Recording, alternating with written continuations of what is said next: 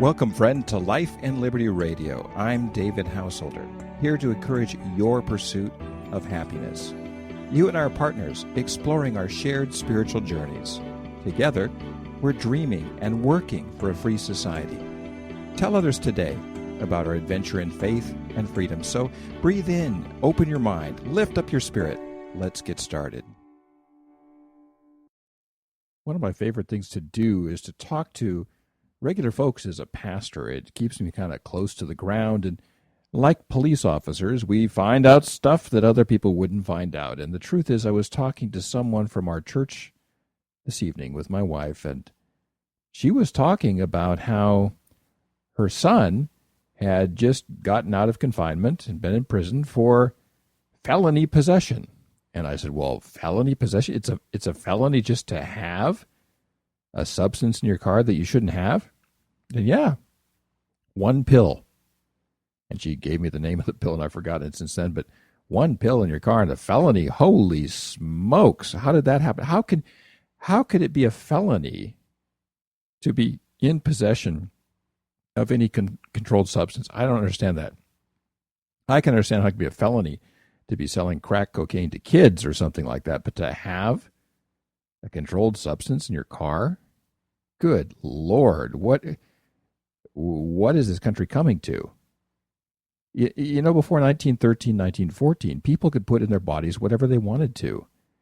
And addiction was treated as an illness, not as a crime.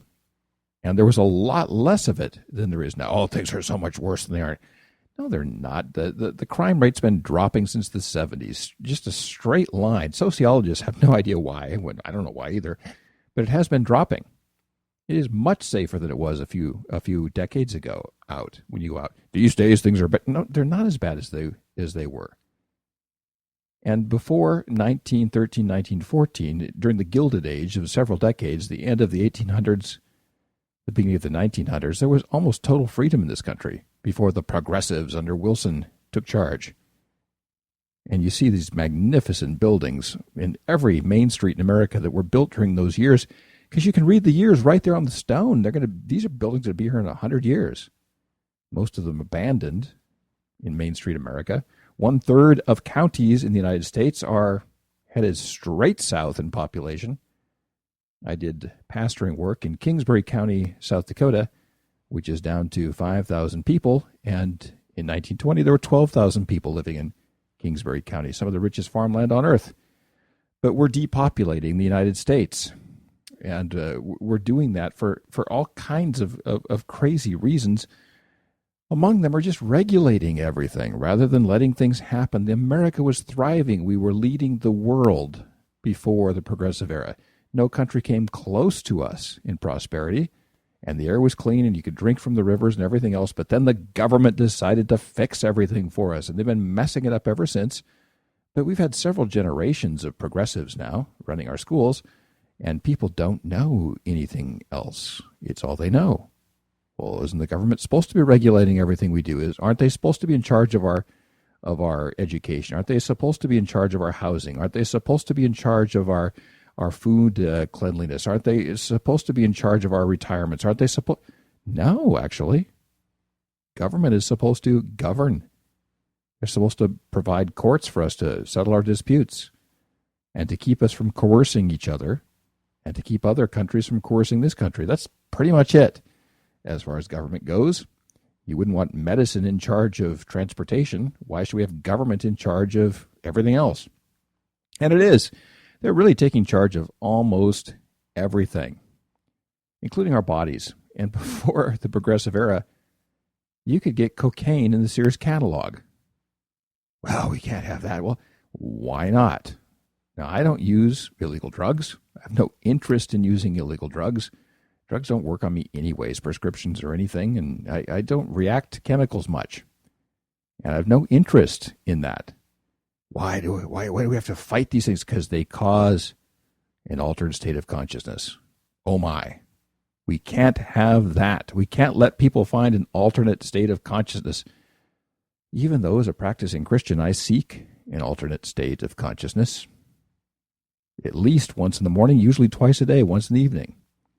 And I genuinely go after an altered state of consciousness, a sense of spirituality, a sense of changing the way I perceive and see everything. And I'm also very open to spiritual experience and supernatural experience. And I go out and seek it. I really do. I enjoy it. I think it's kind of getting back to normal to be spiritual. But we can't have people altering their consciousness unless it's beer or alcohol or wine. That's okay. Well, help me understand why it's okay to alter your consciousness with one substance and not with another. And shouldn't a grown-up be able to decide whether or not to do that? Prohibition never worked with alcohol. Why would it work with drugs? Well, it's not working with drugs. We've spent as much as we spent in the war in Iraq on the war on drugs. It's just been a nightmare. We're way over $1 trillion, and drugs are more plentiful and cleaner and more pure than they were before the war on drugs. I walk down with my surfboard to Huntington Beach and surf here at the pier often, and not every day, but a few times a year, someone stops me on the way and says, I've got some good drugs for you, or something like that. I get offered drugs on the chairlift. Drugs are everywhere.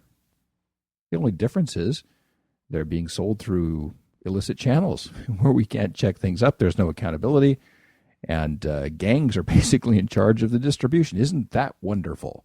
It's keeping our gangs in business, and much of our crime is drug distribution related. Well, the same thing happened back in the days of Prohibition in the 1920s. Well, hey, we had Al Capone and the gangstas. Where did they come from? They were the people running alcohol. Prohibition doesn't work, and why would we make illegal an altered state of consciousness? Well, it can be addicting. Well, so can chocolate. You have to deal with it. Food is addicting. I have trouble driving by Carl's Jr. because they have a drive-thru and they've got really good hamburgers and In-N-Out and everything else. Am I addicted to that? I have to learn to control myself. Grown-ups need to control themselves, but no, we can't do that, so we have to have the nanny state do that for us. Ever since the Harrison Act about 100 years ago, Woodrow Wilson, the government's been in charge of what goes into our bodies, and they don't want us altering our consciousness. And to that end, they have militarized the police. Did you know that before the Harrison Act, and certainly up until the late 1800s, it was hard to find uniformed police in America? You remember the Westerns? You just sort of stick a badge on and you were deputized. Our police force was tiny. Oh, people were better back then. No, they weren't. It's ridiculous. We just took responsibility for things. And if you take the responsibility for good behavior away from people and make it all about enforcement, we don't catch you, that's good. But if we catch you, that's bad. That takes away the moral responsibility for everybody. Ever find the word police in the Bible? No, you don't. Because things were settled by judges in civil courts, common law. Well, the forerunner of common law, where people came together and settled disputes. They did that in Israel. They did that in Greece. They did that in Rome. They did that in England. And we got our tradition from England, where disputes were to be settled in civil court, where you sue somebody and you straighten it out. You have a jury there to make a decision. That's how that works. It's organic. It's worked for centuries. But we've had to replace it with criminal law, not just civil law. We want the government in charge because we can't let people run their own lives because who knows what might happen. They might alter their state of consciousness. So we've got gangs distributing drugs. We've got the militarization of police, and that militarization has been dramatic. Look, just type in Google militarization of police, and you'll see police pictures from around the United States that look like Iraq. These are soldiers. These are not police. And you look back in the days of Matt Dillon when you had a vest and you sort of just stuck a badge on there and did your thing and tried to stay out of people's business, but went after the bad guys. That's over with now. We've got militarized police with no-knock razzias where they just burst into homes and check things out. Well, they've done that to people having poker games, for goodness sake, because they might have illicit stuff. And heavens, don't even think about a warrant or a knock or being polite or anything like that. Just boom, boom, boom, SWAT teams. We've got SWAT teams all over the place now. It used to be SWAT teams were for things like, terrorists and hostage situations. Now we have SWAT teams for nonviolent things like drug possession, felony drug possession. My goodness, if you've got a substance that the government says you shouldn't have, you've got a felony, which means you can basically never work in a professional job again, if you're honest, because you got to actually fill out a form, and they ask if you've ever been convicted of a felony. It turns out the 5th degree is the lowest felony possession, and that's like 5 years. 5 years for a tiny possession. 200 grams of marijuana. Now, a quarter pounder, we're right around that level at this point. At what point do we say this is ridiculous? Absolutely ridiculous. We have a dog sniffing around. Thank goodness the Supreme Court nixed that one earlier last week. You have dogs sniffing through the neighborhood to see if there might be drugs in homes without even warrants, because we can't let people alter their consciousness. George Will wrote a commentary about that, and he's hardly a raging liberal. He says, listen, why are we so worried about people entering an altered state of thinking? What is that? I do that all the time with prayer. I do it through music. I do it through daydreaming. I don't like the idea of drugs, but that's my decision. It's my decision, not the government's decision. Did you know that you could be convicted right now of felony drug possession? In fact, everyone in America could? Oh, you're exaggerating. No, I'm not. DMT, dimethyltryptamine. Your brain produces it. And according to the U.S. Federal Code, DMT, dimethyltryptamine, is illegal. And your brain is always producing a felony level of it. And what does dimethyltryptamine do? It alters your consciousness.